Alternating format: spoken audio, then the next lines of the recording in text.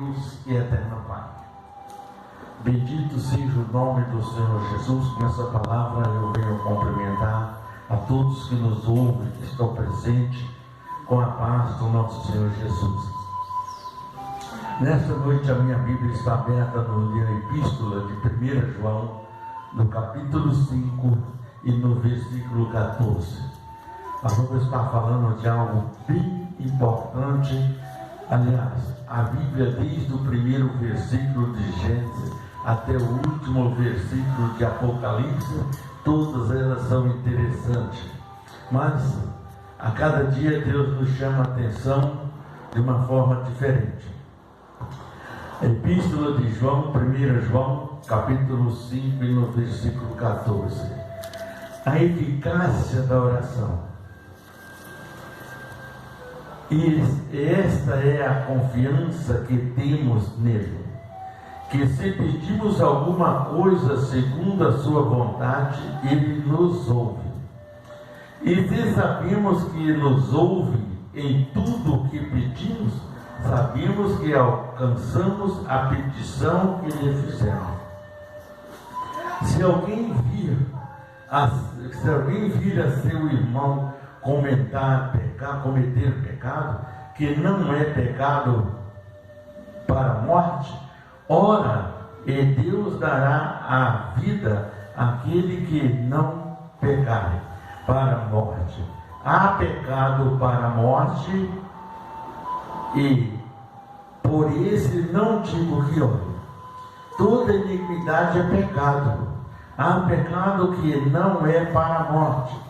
Sabemos que todo aquele que é nascido de Deus não peca, mas o que de Deus é gerado conserva-se a si mesmo, e o maligno não lhe toca.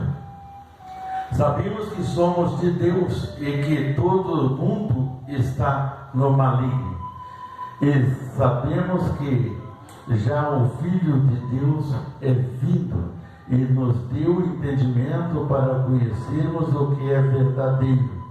E no que é verdadeiro estamos, isto é, o seu Filho Jesus Cristo. Este é o verdadeiro Deus e a vida eterna. Filhinhos, guarde-se dos vossos ídolos. Olha bem, Jesus. Aqui a Bíblia nos ensina, irmão, que há dois tipos de pecado. O pecado para a morte. Quando a pessoa peca que não é para a morte, ele passa pela provação, o sufoco, até alcançar o entendimento, até encontrar alguém que ore também por ele, para que ele possa alcançar a libertação.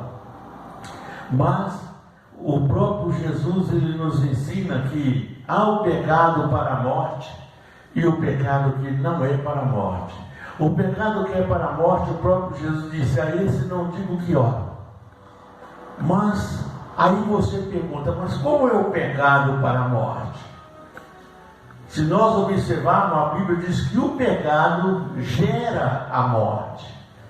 A partir que nós cometemos o pecado e não buscamos em Jesus o perdão, a bênção e o corrigimento dos nossos atos, das nossas atitudes, esse pecado gera um pecado para a morte, porque nenhum pecado entra no reino do céu. A Bíblia nos deixa muito claro, porque o Senhor Jesus veio e nos ensinou a verdade, deixou o Evangelho escrito, pregado para todo mundo, para que aquele que busca em Deus alcance. Aqui ele diz assim: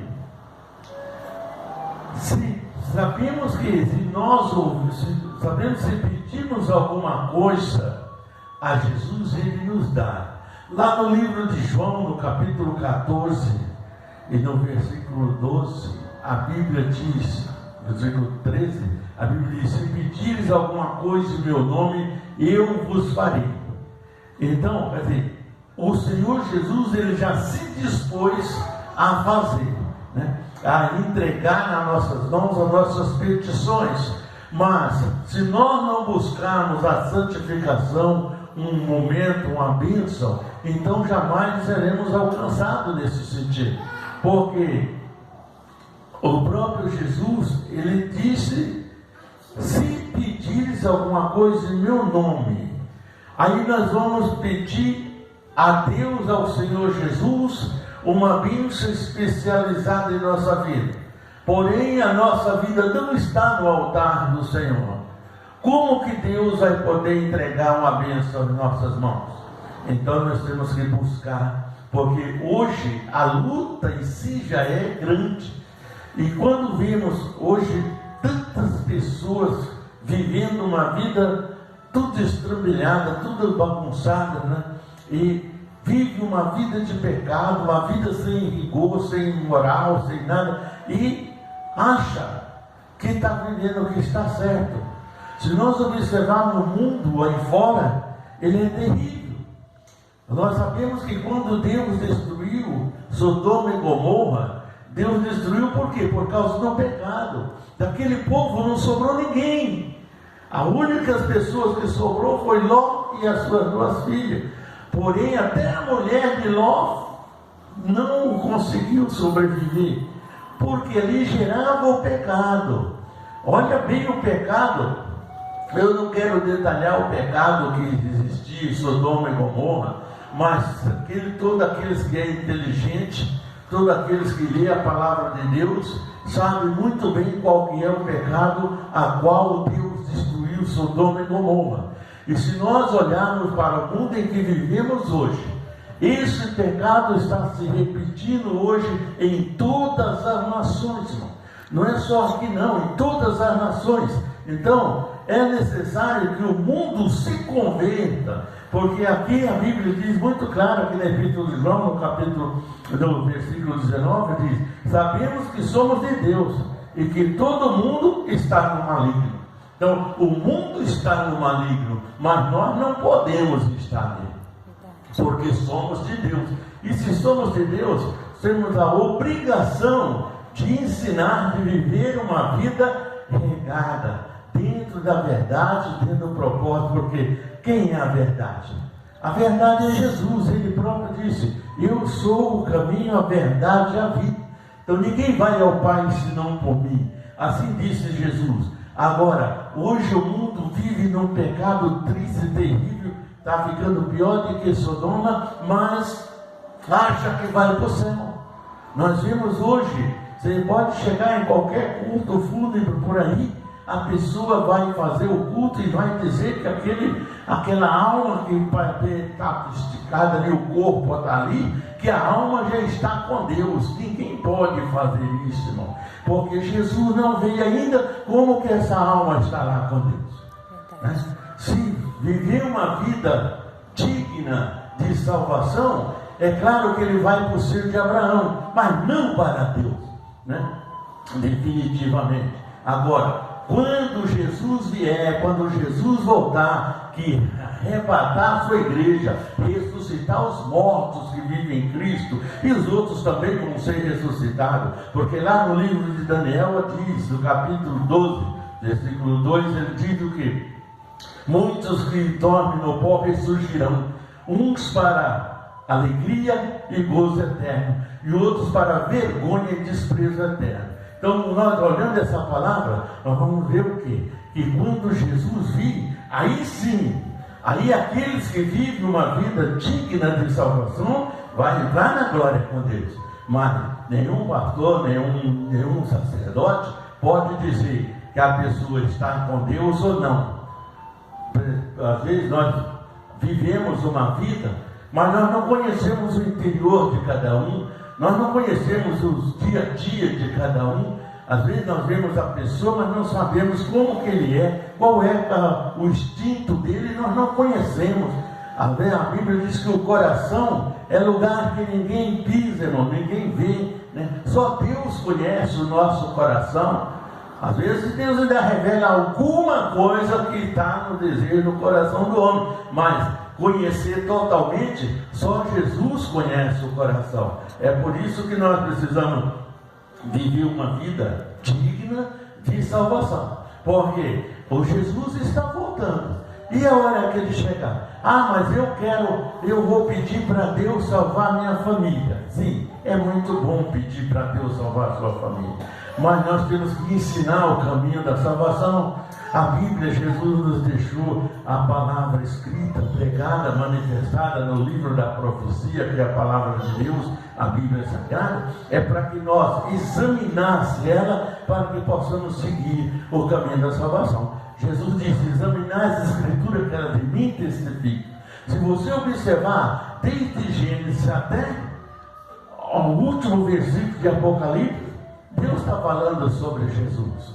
Olha bem, quando Jesus criou o homem, ele disse o quê? Façamos o homem a nossa imagem e semelhança. Isso significa o quê? Que o Pai, o Filho e o Espírito Santo estavam presentes naquele momento. E criou nós a imagem dele. Agora, o que o homem fez com a imagem que Deus criou? Olha o que o homem fez com a imagem dele. Ele se autodestruiu a si mesmo, irmão. Então, vamos buscar a Deus. Quando Deus viu que as coisas do homem tinha perdido o rumo totalmente, Deus começou a levantar profetas, homens de Deus, sacerdotes de todas as formas, mas não adiantou. Aí Deus foi obrigado, pelo seu amor, pela sua bondade, ele enviou o próprio Filho, aquele que estava lá no dia que Deus criou o homem, a imagem dele. Agora ele pôs como homem na terra para provar que é possível viver uma vida digna de salvação. Então, olha bem, você observar a caminhada de Jesus. Ele caminhou como homem, né? Ele sofreu as mesmas consequências, as mesmas ingratidão, as mesmas dores, os mesmos problemas. Ele sofreu muito mais, porque ele já levou com ele as nossas dores. Quando Deus viu que as coisas, o mundo não ia ter muito conserto de hipótese alguma, então Deus começou a anunciar que mandaria o Filho dele. E os profetas todos pregaram a respeito da vida de Jesus, principalmente Isaías, Daniel, Ezequiel, Jeremias. Todos esses profetas pregaram sobre a vida de Jesus, o nascimento do Filho do Homem. Jeremias foi além ainda. Jeremias disse até por quanto eles iriam vendido. Então ele fez tudo isso. Então a gente tem que observar, o caminho está aqui. O mapa da salvação é a Bíblia Sagrada. Se nós olharmos para ela, nós não vamos nos tornar uma Sodoma, irmão. Porque se não olharmos para a palavra de Deus, nós autodestruímos a nós mesmos sozinhos. Bem? Então essa é a realidade de vida, é essa. Agora, se nós pedirmos a Deus, Ele nos dá. Só que tem um detalhe: Deus pode te dar um carro, Deus pode te dar uma casa, Deus pode te dar o que você quiser. Mas a salvação você tem que conquistar, entendeu? A salvação é você que tem que conquistar. A salvação não tem preço. E tudo que Ele nos dá, casa, carro, tudo, fazendo o que quiser, não garante a nossa entrada na glória do Senhor. O que vai garantir a nossa entrada na glória de Deus é a nossa maneira de como nos suportar e comportar diante do Senhor Jesus. Porque às vezes tem pessoas que na igreja é uma bênção, né? É um melhor, parece um santo, mas fora dali só Deus sabe quem é ele, né? Então é complicado. Então isso não significa que por causa que eu conheço a palavra de Deus, não adianta conhecer e não viver, porque você tem que conhecer e viver. É fácil? Não é fácil viver a palavra, mas é necessário, ou menos se aproximar da santificação. Porque tem gente que não se preocupa com nada disso, acha que para ele está tudo certo, mas não é bem assim. Eu vou na igreja, eu prego, todo mundo acha que eu sou uma bênção lá na igreja, mas fora de lá, como que é? Às vezes ele está dentro da igreja, mas o coração dele está lá fora, né? Não adianta, tem que estar inteiro diante de Deus.